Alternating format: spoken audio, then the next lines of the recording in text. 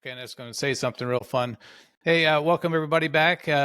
Listen, a lot of times when we're busy and working and trying to keep up with life in general, and along with all the other things that are going on in our area here in Raleigh, Cary, and all the surrounding towns, we're noticing things are speeding up and things are getting a little bit more stressful, and it's starting to wreak a little havoc on our not only our health as far as physical, but our emotional and our spiritual. And I'm learning that they're all coinciding and mixed together.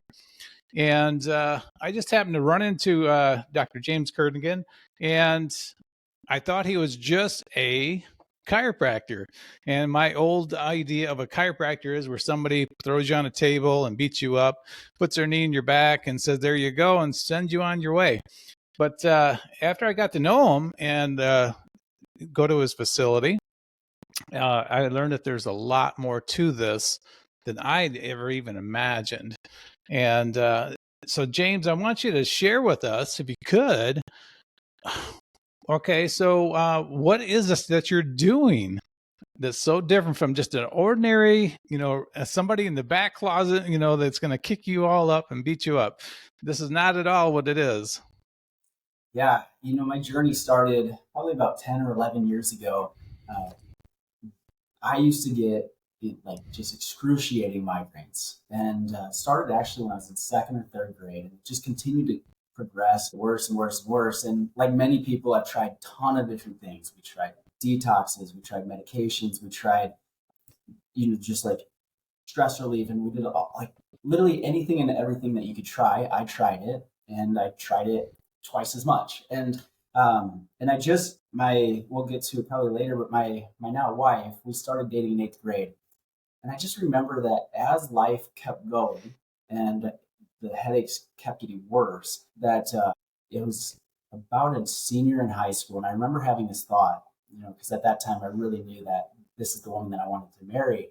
I just remember thinking, I don't want to put her, I want her to be able to have this wonderful life, and I don't think that I'd be able to provide that, because I was starting to get them, 5 or 6 times a day or a week, and from 3 o'clock in the afternoon until the next morning, I was basically out. And so my mom started going to a chiropractor, and she said that maybe the chiropractor could help. And I was honestly like, my hope was really low on being able to get a solution. And I went there, and the chiropractor, she put her hands on my upper part of my neck, and she said, well, this is what's causing your headaches. Now, I never actually went through of like what was causing it. I was always looking for solutions of helping minimize the headaches, and I just didn't think that there was a cause behind it. I guess I didn't really pay attention in physics class when they say every cause has an effect and every effect has a cause. And so when she said that, I remember that moment, because there was an ounce of relief, of hope. And then, but then I almost felt like, hey, could you not say it so confidently, because I don't want to get my hopes up and not actually find the solution. And shortly after I started her treatment, my headaches started going away, and I could actually start to see my life, what it would be like without living with these headaches. And that was the moment that it really shifted in me, that maybe there's something more to, chiropractic, or more to healing than just covering up symptoms, or just pain relief. And so that's really started my journey of discovering and uncovering how incredible our body's designed to heal. And our body wants to heal. It genuinely wants to heal. And so if we start to look at the underlying cause or causes behind health challenges, it's wild to see the changes that we can help, especially in this community now. So this is something that happened to you personally that got you intrigued in this. When you sought this person out, and you said you told that person, "Don't get my hopes up," but did you get any type of relief? I'm talking. How many years ago was this when you first saw this person? Okay. So if you were to compare back then to today, what you're doing, just a general kind of observation, what's the difference? Yeah, so a lot of times when you historically go to a chiropractor, it's maybe they look at X-rays, maybe they don't, maybe they just feel your spine. What I'm finding is, the absence of pain doesn't necessarily mean that we're healthy. The absence of pain, obviously, if feels good to not be in pain, but there has to be a better way of judging or determining what health is. And if we start to find markers of how well your body is functioning, then we can start to get a better idea of what's deep down going on. And so in our office, we do neurological scans. So we have 3 different types of scans that we assess to overall assess to see how well the body's functioning. And where there's maybe dysfunction or there's problem areas, a lot of times they actually do correlate with the symptoms that people are having. And that builds the confidence knowing that not only is chiropractic safe for you, but chiropractic is actually going to be the best solution for you moving forward, in your health journey. So in my office, I really like to use the technology that we have, which definitely there may have been like earlier versions of those back when I was going through school, but nothing like we have today. And so being able to utilize the technology to be able to not only assess how people are doing, but then also track them along the progress too, as an objective way of seeing, is somebody getting better? Or if something in life happens and there's more stress in their life over the years, and then we get to reassess to see how well their body's handling that stress. Yeah, I think that's one of the first things that you and I did. We did the assessment, and I was really intrigued, and I was impressed with what you did and all the different types of ways you looked and trying to analyze what might have something going on inside me. And you didn't just think about, okay, maybe you have something out of alignment. You actually started to go into the emotional and the spiritual aspect as well. Tell me a little bit more about what those things and how they play. Yeah, I'd love to. We had a new patient the other day, and she came in for her first appointment, and she said that she was doing good. She's looking for a chiropractor, just maybe like once every couple of weeks or something like that, to help her with her workouts. After doing the scan, I noticed that there was something more to the story. I didn't know what it was. I was kind of suspecting that it was emotional stress. So when she came back in for her second appointment, I just kind of like paused for a moment, and I explained that there's really 3 types of stress in our lives. There's physical stress, which we know about as like car accidents, sports injury, childhood falls, day-to-day posture. So physical stress is a major stress in our life.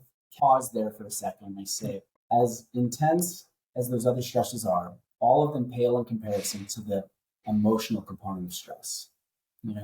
And so when I paused there and I just said, looking at your scans, I just, what's going on? And we paused, and I could see her kind of moving in her seat a little bit, and then she started really opening up. And we had this deep conversation about her stress and where she's at, childhood, and things like that. And she just stopped, and she was a little frustrated because she didn't quite see the big picture yet. And she said, "What does this have to do with chiropractic?" And I smiled because in June we'll be open for 7 years. And to me, day in and day out over the last 7 years, when I think about chiropractic, I think, how could it not relate with the emotional component of stress? And so in our office, we really do address physical stress, chemical stress, emotional stress. And the majority of our visits, a lot of times we will talk about the emotional component, because you can be perfectly healthy, nervous system's functioning optimally, you're working out, you're eating healthy, all those things. And you sit down and watch a scary movie, and the stress response, fight or flight, sympathetics come in, and your body literally changes how it's functioning based off of the emotional component. And short term, fight or flight's good, but long term, that's where chronic pain, chronic fatigue, and chronic disease really lives. And so we want to be able to get out ahead of that by addressing the deeper root cause, which is the physical, chemical, and emotional stress.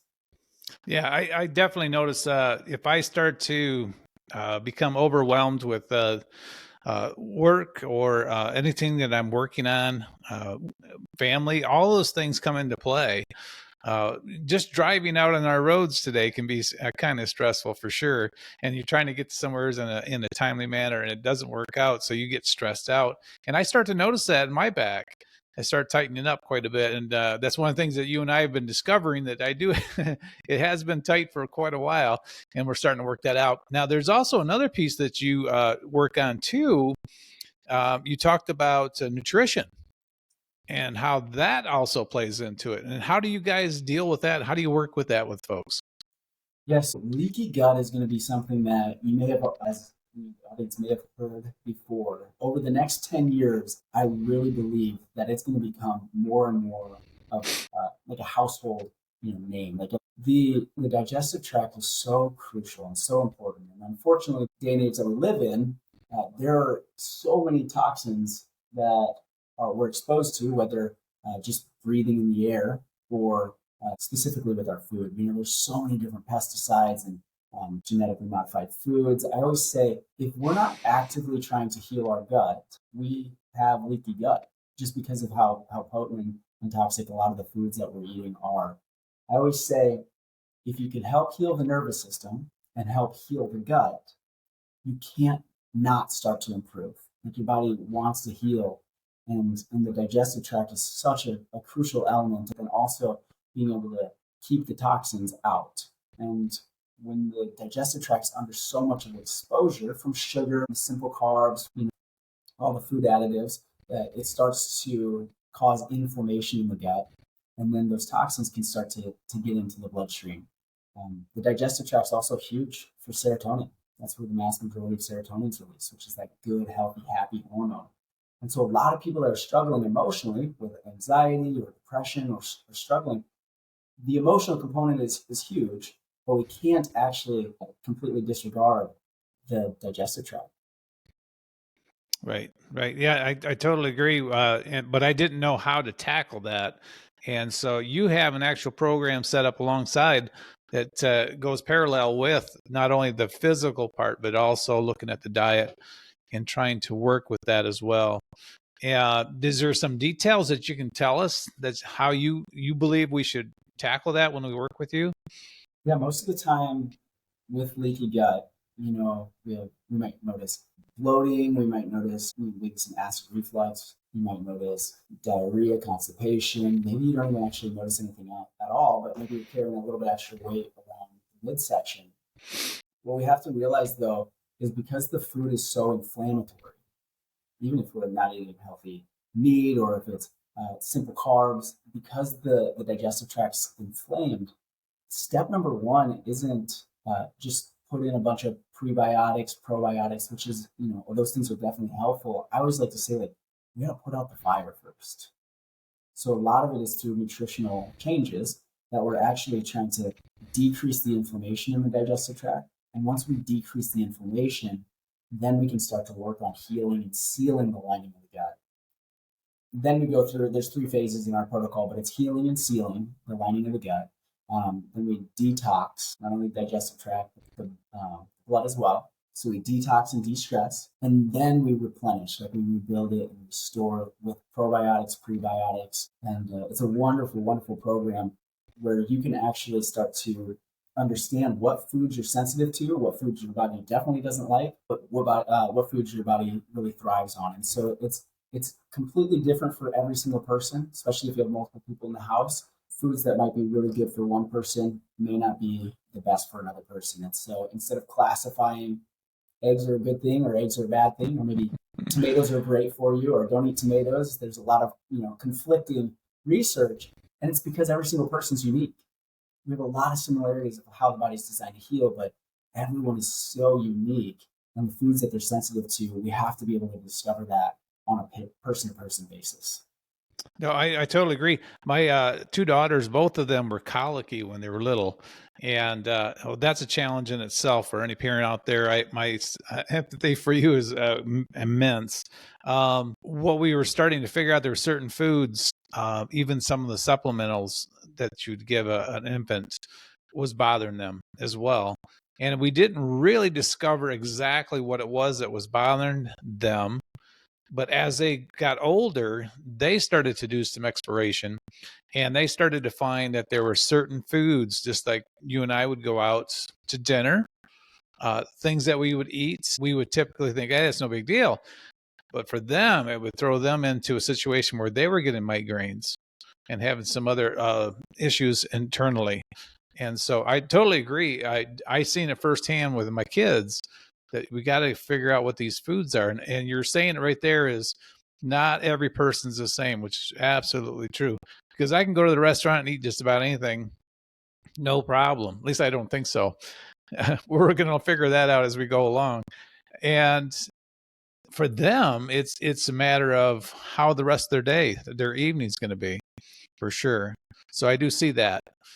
If you were to recommend, let's say I didn't want to start doing your program with that part, are there some little things that I can do, start thinking about to start minimizing or start getting in that direction where I'm getting healthier? I'm a big advocate of elimination. So first, it's kind of hard when we have a ton of different foods to really, pick out that am I intolerant to dairy or is it the carbs that throw me off? Like what is it? And so elimination diet is really it's clean sources of healthy meat. So making sure that it's organic, it's grass fed, grass finished, free range. Not only just making sure that the food that we're eating is humanely being taken care of, but then also it's that it's actually healthy for us. And so we could dive deep into that. But I would say good clean sources of meat, good clean sources organic fruits and veggies. And honestly, we're going to stick to that. Cut out a lot of the nuts and seeds. Going to cut out nightshades, specifically like tomatoes and peppers. A lot of people are unknowingly sensitive to those. And so if you can get down to the clean sources of meat, fruits, and veggies, that's going to be a big portion of the battle. And so if you can start to do that for maybe 30, 60, 90 days, then start reintroducing foods slowly with a journal. And then you can actually start to determine like whether you believe that a food is healthy for you or not. And so, for example, I had this low grade anxiety for a while, and I was sitting, I was praying, I was meditating, I was journaling, I was doing everything, mentally and emotionally to address or be aware of what am I stressed about, what's going on, what's really going on. As I went through the elimination diet and I started to do these things, I reintroduced honey, and within 5 minutes, it's wild, with local, raw, organic honey, within 5 minutes, that low grade anxiety came on. And it blew me away because I had been eating a ton of honey, especially coming to North Carolina from the Midwest.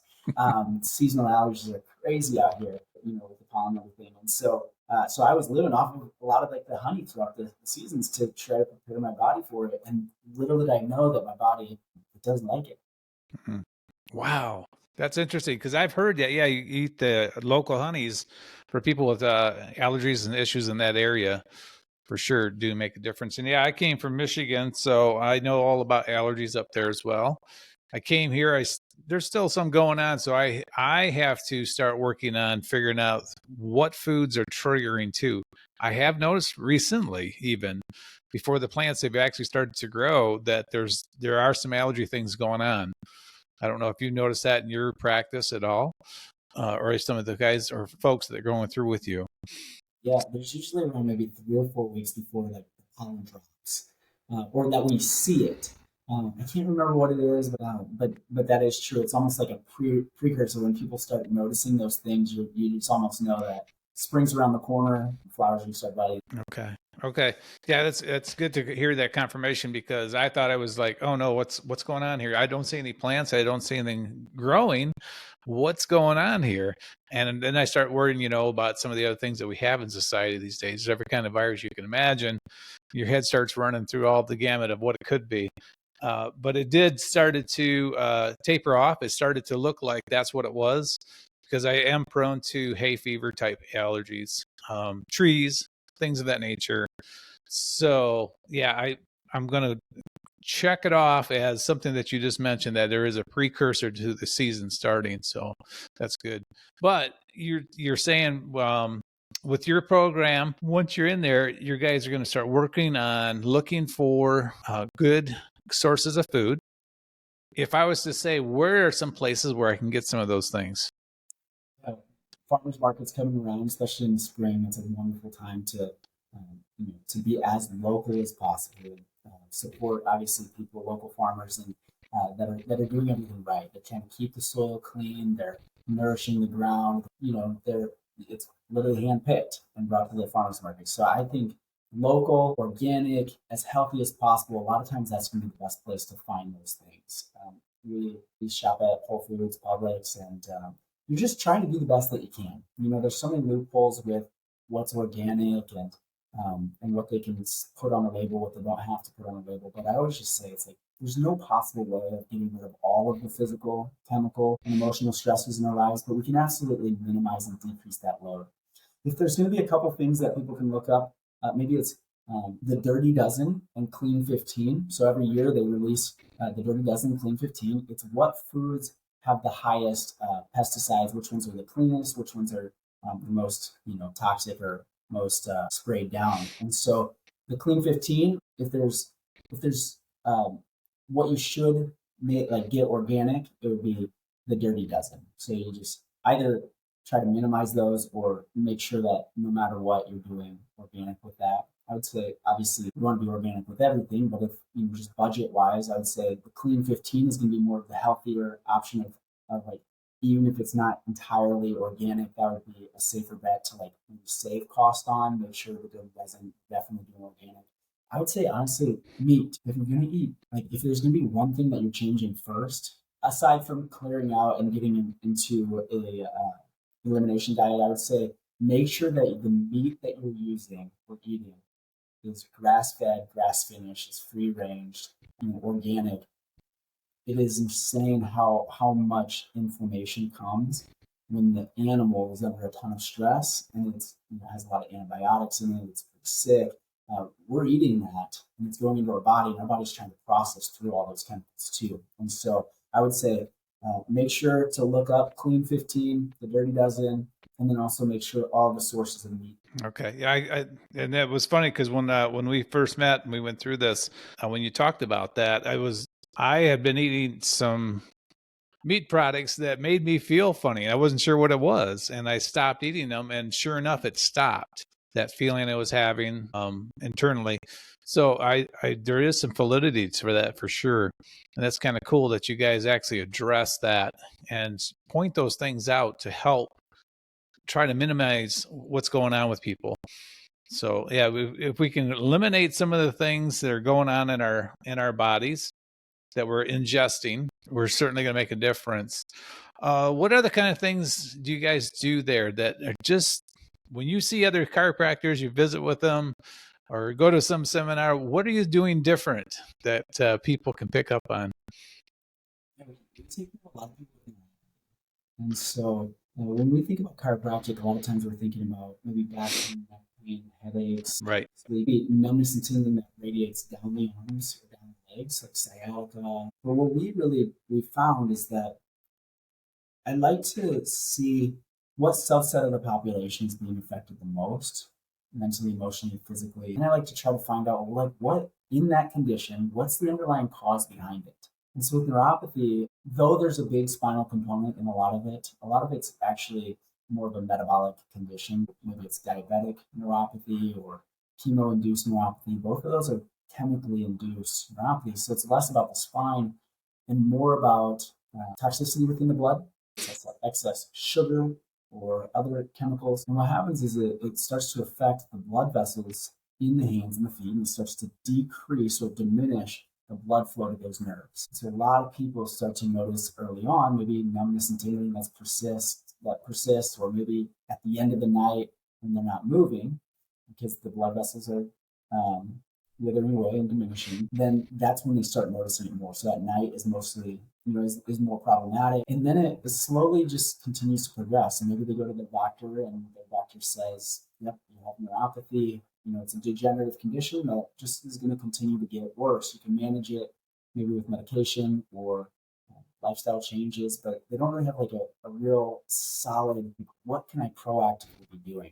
And so obviously it's deeper than like chiropractic just in office. We have home therapies to help restore blood flow, not only restore blood flow, but then to promote within your body to create new blood vessels in the area to start to build those blood vessels around those nerves again. And then we have a nerve re-education device that we recommend as well that's done from home. And that's going to help re-educate, retrain, and allow those nerves to not only so that the person feels better, but actually what we're finding is radical change in the amount of sensation that they're restored back into their hands and feet. And so that's really over the last year and a half, that's really where we transitioned. And we're about 70% neuropathy or metabolic conditions that we're taking care of.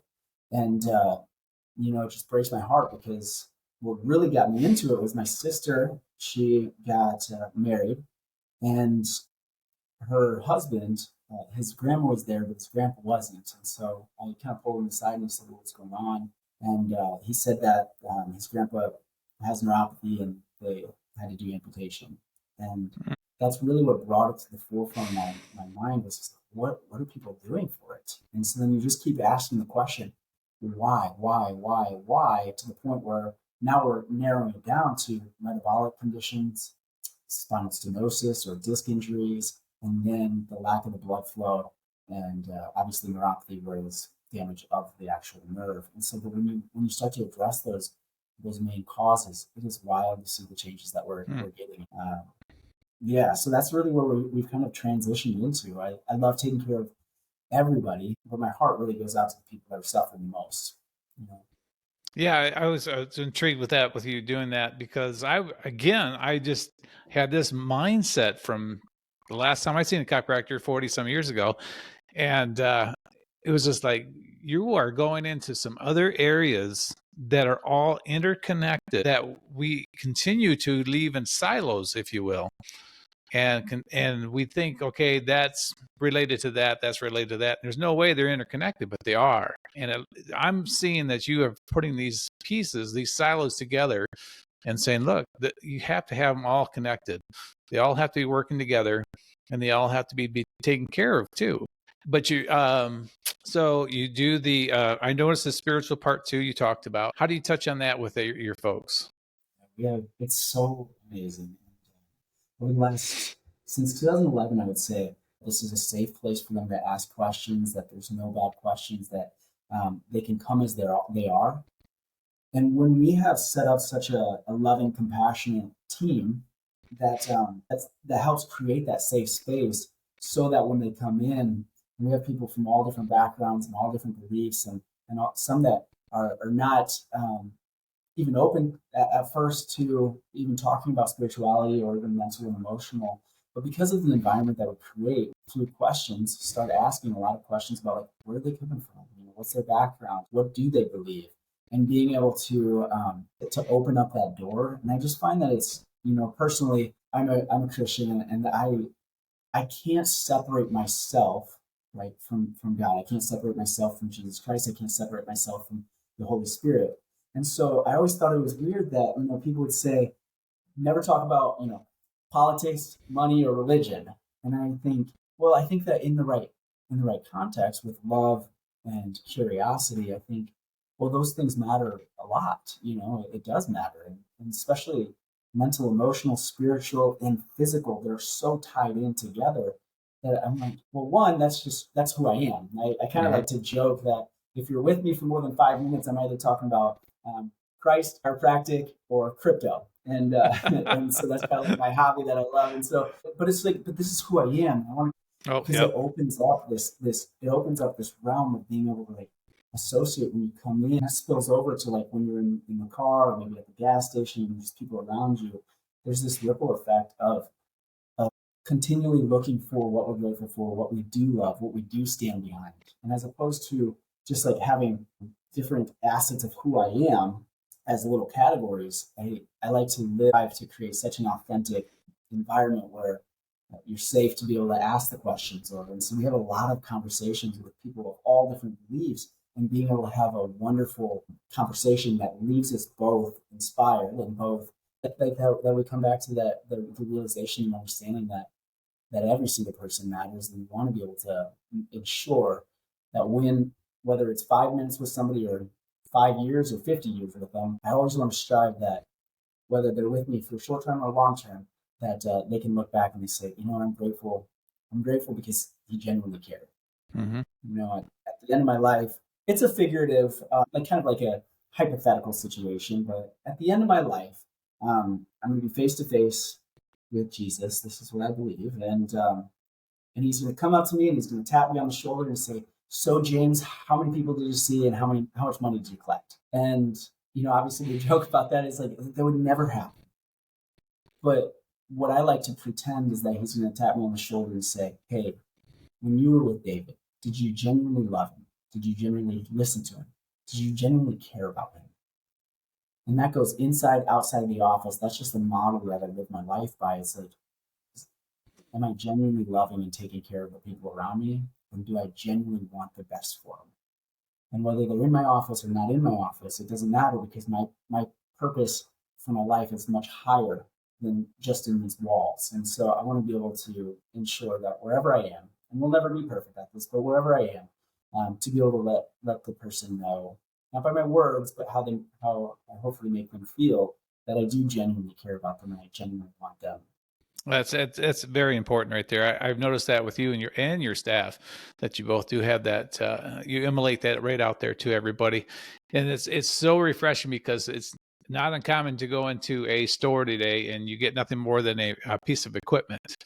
You don't get a human interaction, and so just sometimes just that little bit right there makes a huge difference. So I'm thankful that you're doing that. So I didn't mention was the name of your practice, which is Cornerstone Chiropractic. But to me, it seems so much more than that, and it's definitely holistic, if you will. It encompasses everything about you, and I think that it makes a big difference to me. I've noticed it. So if people want to get a hold of you, or want to come see you at your office and maybe try it out a little bit and just see what we're talking about, where do we go? How do we get a hold of you? Cornerstone Chiropractic in Cary. Address is 1003, 2 words, High House Road, Suite 106 in Cary. And you can also give us a call, 919-466-0266. You can check out our website, cornerstonecary.com. So there's plenty of ways to get a hold of us. And I would say don't hesitate to even just send me an email. So it's Dr. James Jernigan, Jernigan. Just send me an email.